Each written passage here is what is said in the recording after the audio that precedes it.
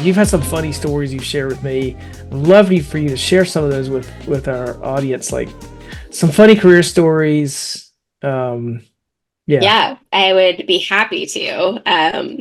I think there are a lot of weird things that have happened to me in life and in my career.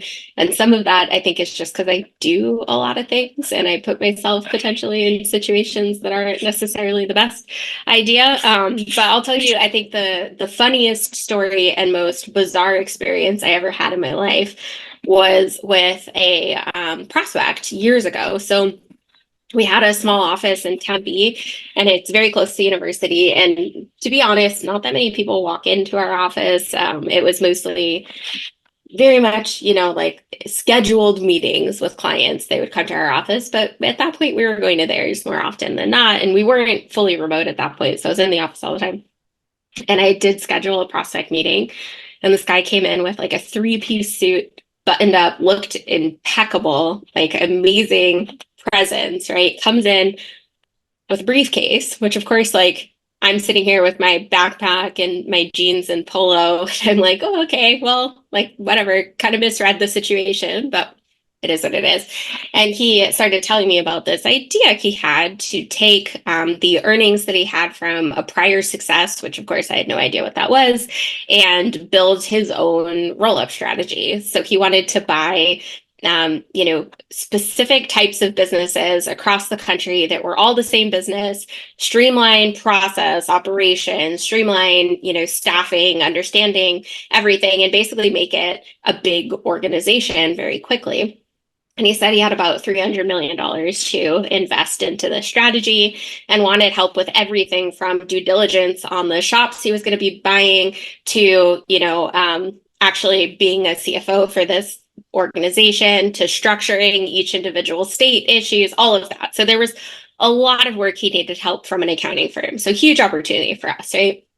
And so we're having these conversations and, I'm trying to figure out how to price this job, right? Because how do you even price that? There's so many different areas that need help and it's not consistent every month.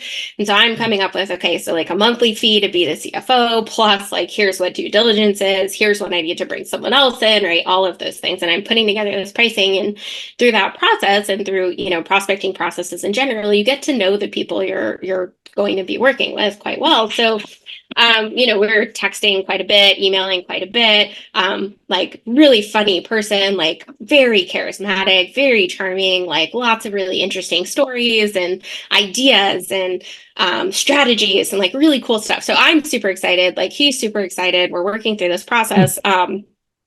And unbeknownst to me, I had crossed a little bit of a personal business line, right? And so I didn't really think much of it. I'm like, oh, he's getting a little flirty, but whatever. Like, I'm just going to continue talking about business and not really pay attention to that, right? Like, not uncommon, but also like a little inappropriate, but that's okay. So start, continuing down the path of how do we service these entities. And then I start researching. So I'm like, okay, where did he get this money? Like anyone that just walks in off the street with $300 million has to have like a history, right? And also, why is he coming to us and not to like a big accounting firm, right? Like I What's started going getting a on little here? spidey Yeah. tinglies, right?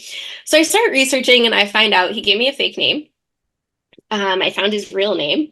He was indicted in California for basically embezzling money from nonprofits.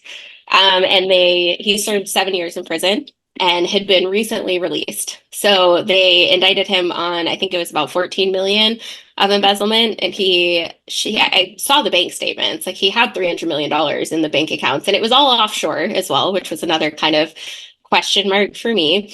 So a lot of this was like repatriating money in tax efficient ways.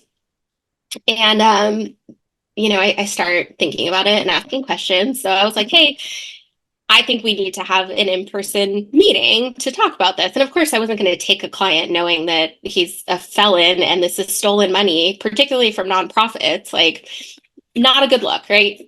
So I was pretty disappointed because I had gotten so excited. So I, invited him to the office to tell him in person, that we couldn't continue the conversation and that we wouldn't be accepting the work. And of course, those are really difficult conversations, but I felt out of respect, I should at least have that in-person conversation. And so I told him, unfortunately, we're going to have to pass. Really appreciate it. We wish you the best of luck. And he asked directly why. And of course, I said, capacity issues. We're a really small firm. Like, as I dig into this, we just don't have enough people to support this work. Like, you need to go to a major firm and work with a team that has, the capacity to jump in as you're growing and scaling. And he paused and looked at me and was like, is there anything else?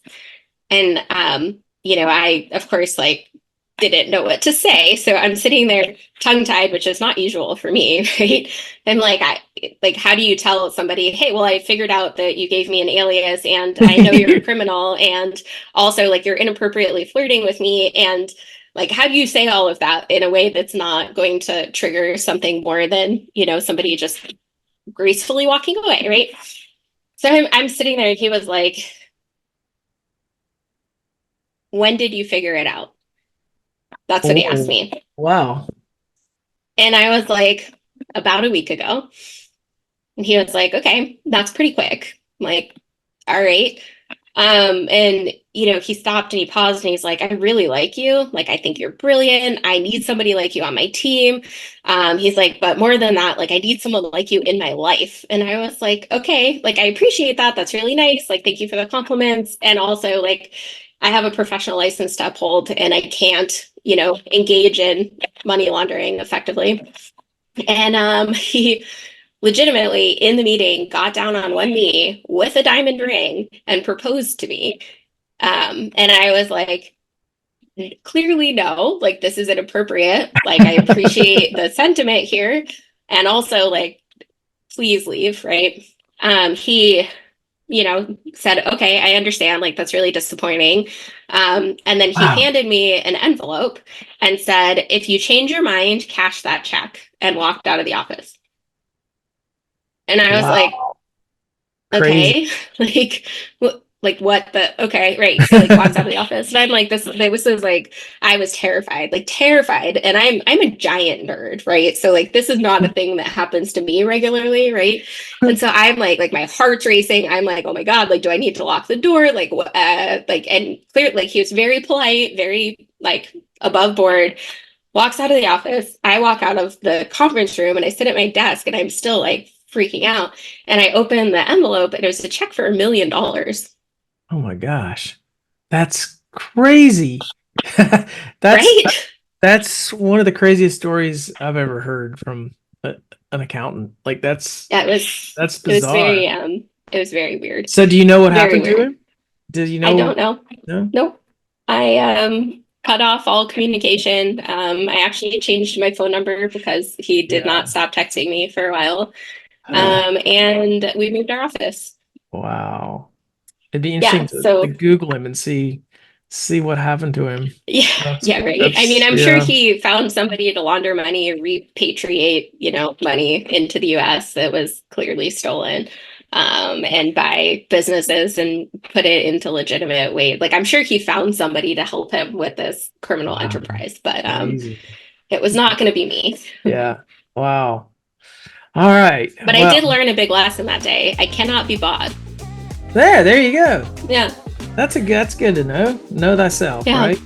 Yeah, exactly. You never quite know until your feet are in the fire.